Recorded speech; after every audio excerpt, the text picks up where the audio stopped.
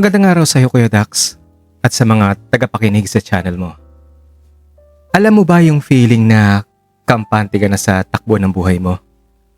Yung bang parang rutina lang ang lahat sa pang-araw-araw mo? Ganun ako bago ko nakilala ang taong involved sa kwentong ito na itago na lang natin sa pangalang Larry. Pero bagong lahat, tawagin niyo na lang po akong kulit. 23 years old. Isang graphic designer. Sa maiksing paglalarawan sa akin, para naman may idea ang makakarinig ng kwento ko. Simple lang ako, Kuya Dax.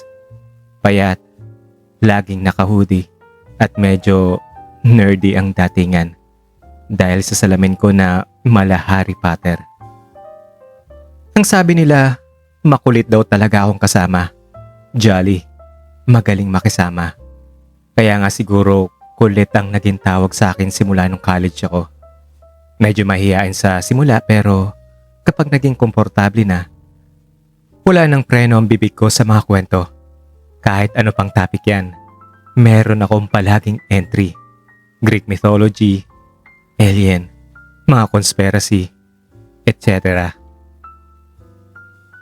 Tapos yun na nga, biglang pumasok sa eksena si Larry, Kuya Dax. Grabe. 25 years old lang naman siya. Yung itsura niya parang galing sa isang K-drama. Matangkad, mistiso, tapos yung panga niya define na define. Siya yung tipo ng lalaki na laging naka-plain white shirt at jeans lang, pero mukhang modelo pa rin. Matangkad kasi siya, mga 6-footer. Sa opisina namin, siya yung tinatawag na crush ng isang department. Akala ng lahat, including me, ay straight na straight siya.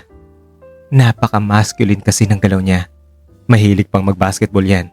At ang lalim ng boses. Barkada niya halos lahat ng mga lalaki sa office. First day niya sa office nung una ko siyang makita. Nakaupo lang ako sa desk ko. Tutok sa monitor habang nagdi-design ng logo. Nung i-introduce siya ng project manager namin na bago daw sa team namin. Pag-angat pa lang ng tingin ko, parang nag-slow-mo ang paligid. Ang gwapo kasi niya at ang bango talaga niyang tingnan. Kuya Dax, kahit malayo siya, amoy na amoy mo yung pabango niyang hindi masakit sa ilong. Ngumiti siya sa akin, yung ngiting may kasamang dimple sa kabilang pisngi. Kinilig naman ako ng slight. Pero binawi ko kaagad at sinabi ko na lang sa sarili ko na, ano ka ba naman kulit? Straight yan. Huwag ka ma-fall sa tulad niya kasi malabo maging kayo. Buong hapon nun, hindi ako makapag-focus. Minsan kasi nauhuli ko siya nakatingin sa direksyon ko pero iniisip ko, baka naman tinitingnan lang niya yung gawa ko o yung wall clock sa likuran ko. Natulala ako nung lumapit siya sa desk ko para magtanong ng deadlines. Ang lapit talaga ng mukha niya. As in, amoy na amoy ko na pati yung minty breath niya. Hindi ko talaga maipaliwanag yung kaba ko ng mga oras na yon. Yung parang may mga paru-paro sa tiyan ko na nagwawala. Simpleng WhatsApp lang ang nasabi ko. At mula nun, naging simula na yun ng araw-araw na pag-aabang ko sa kanya. Naging routine na rin namin yung sabay na mag-coffee break.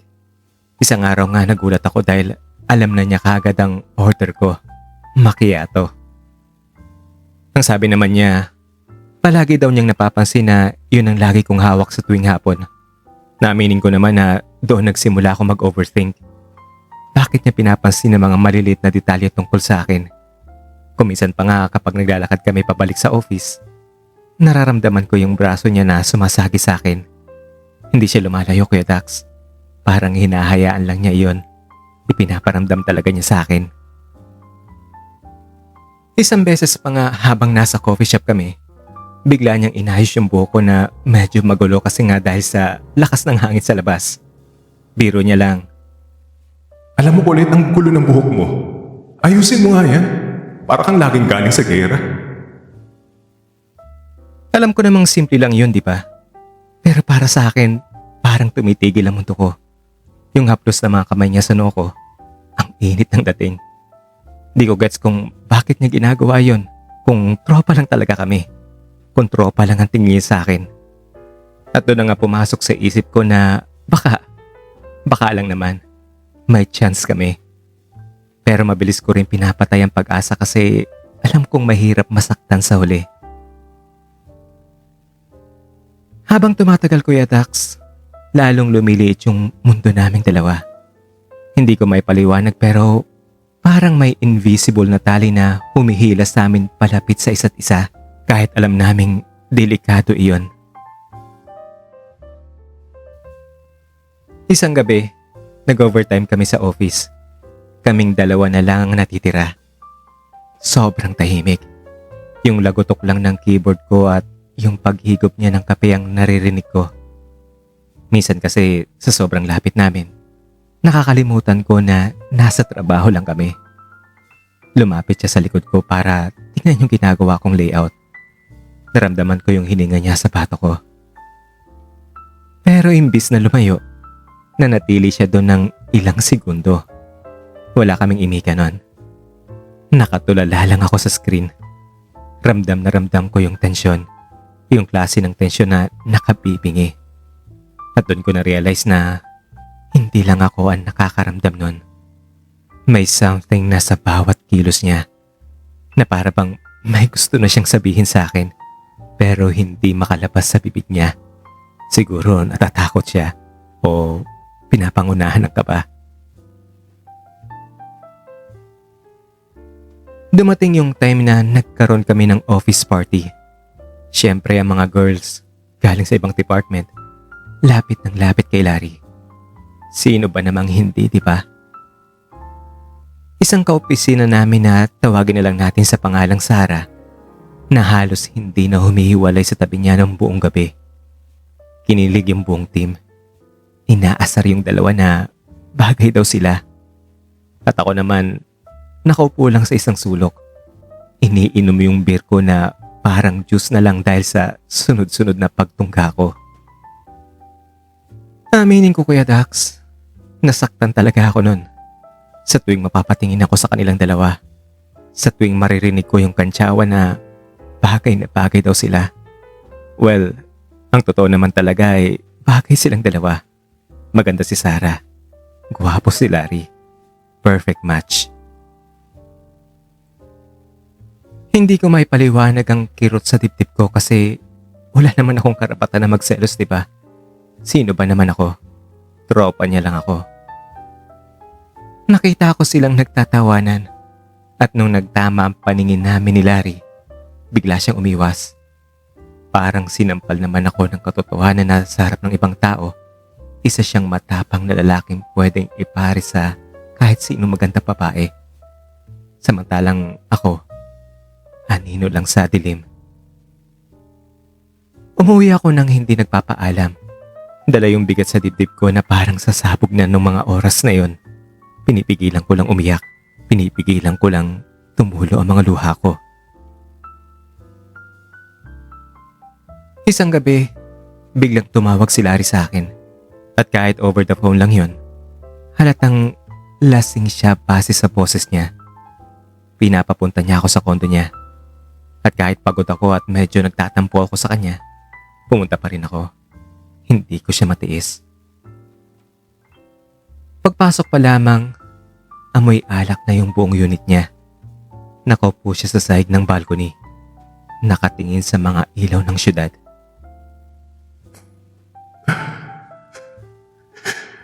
Ulit. Hindi ko na alam ang gagawin ko. Sa totoo lang, pagod na ako. Yung boses niya, basag na basag dahil siguro sa dami ng nainom niya. Doon ko siya unang nakitang umiiyak. Napaka-fragile niyang tingnan. Si Larry na laging confident. Si Larry na laging matikas. Ngayon, mukhang batang naliligaw. Umupo ako sa tabi niya. Hinayaan ko lang siyang maglabas ng nararamdaman niya, ng sama ng loob niya. Ang sabi niya, hirap na raw siyang magpanggap na isang straight. para lang hindi siya itakwil ng tatay niya na napag-alaman kong sundalo pala. Doon ko naramdaman yung mas malalim na tinadala niya sa buhay niya. Mula sa balcony, sabay naming pinanood ang pagpatak ng ulan habang magkadikit ang mga balikat namin. Dinamayan ko siya sa mga sakit na tinadala niya. Simula nga nun, naging mas madalas ang pagpunta ko sa kondo niya. Doon lang kami nakakahinga. Doon ay hindi niya kailangan maging manly sa harap ko. Pero sa labas, balik kami sa dati. Para kaming mga magnanakaw na laging nagmamasid kung may nakakakita pa. Nakakapagod yung ganong Kuya Dax. Yung kailangan mong itago yung ngiti mo kapag nagtitext siya. O kailangan mag-isip ng dahilan kung bakit kayo laging magkasama. Minsan nga isang beses, nung magkasama kami sa elevator, muntik na kaming mahuli ng boss namin. Mabilis kaming lumayo sa isa't isa. Parang may ginawang krimen. Yung kaba ko nun, hindi dahil sa takot na mawala ng trabaho, kundi dahil nakita ko sa mata ni Larry yung takot. Takot na mabisto. Takot na mahusgahan ng mga tao. Doon ko na itanong sa sarili ko, hanggang kailan kami magiging ganon? Hanggang kailan magiging sekreto kung anumang meron kami? Kung may kami ba talaga? Ang akala ko talaga, Kuya Dax, okay nang lahat sa amin. Masaya na kami sa tuwing kaming dalawa lang kasi nagiging malaya kaming ilabas kung ano talaga kami. Dumating pa nga kami sa puntong parang kami na. Nagagawa na namin ng mga nagagawa ng magjowa. Pero dumating ako sa punto na gusto ko nang ipagsigawan na mahal ko siya. Pero sa tuwing sasabihin ko na gusto ko ay ganon, palagi kami nagtatalo at sasabihin niya na hindi pa talaga siya handa sa ganong setup. Hindi niya pa kayang mag-out sa mundo kung ano talaga ang kasarian niya.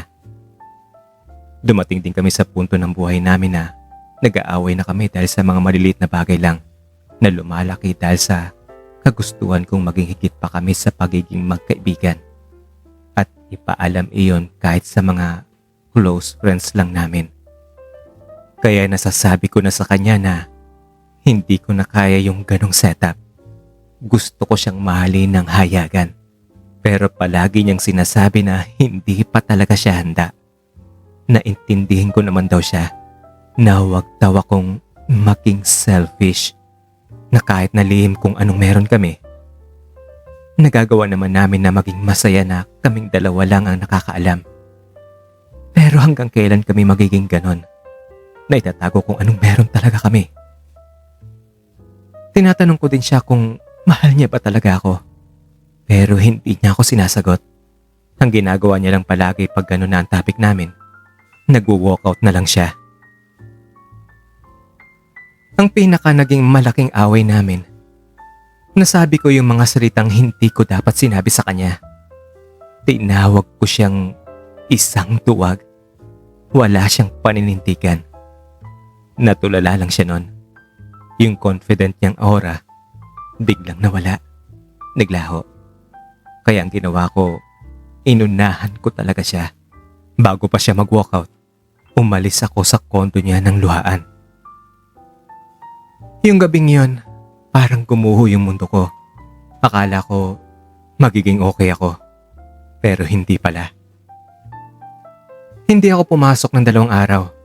Wala akong gana sa lahat. Puno ng what ifs ang utak ko. At yung lungkot, parang laso na kumakalat sa buong sistema ko. Sa totoo lang, Kuya Dax, ang hirap pala kapag ang kalaban mo ay hindi ibang tao, kundi yung sitwasyon at yung sarili niyo mismong takot. Sa bawat kabanata ng buhay namin, laging may kasamang luha at pait. Kaya na-realize ko na ang pag-ibig, hindi lang pala ito puro kilig at saya. Kung minsan, ito ay tungkol sa sakripisyo at pagtanggap na may mga bagay na kahit gaano mo kagusto ang isang tao, kailangan mong bitawan para sa ikabubuti ng lahat. Ngayon, Kuya Dax, tatanungin ko kayo kasama mga subscribers nyo sa channel niyo. At sana, matulungan niyo ako at sagutin niyo ang katanungang ito. Ano ba ang dapat kong gawin? Hihintayin ko ba siyang maging handa kahit hindi ko alam kung kailan yun mangyayari?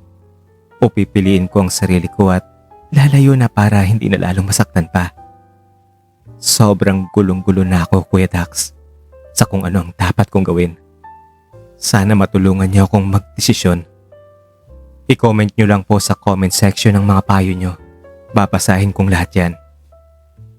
Salamat sa pakikinig sa napakabigat kong confession, Kuya Dax. Hanggang dito na lang po ang sulat ko. More power po sa channel ninyo. Ako si Colette. At ito, ang true confession ko.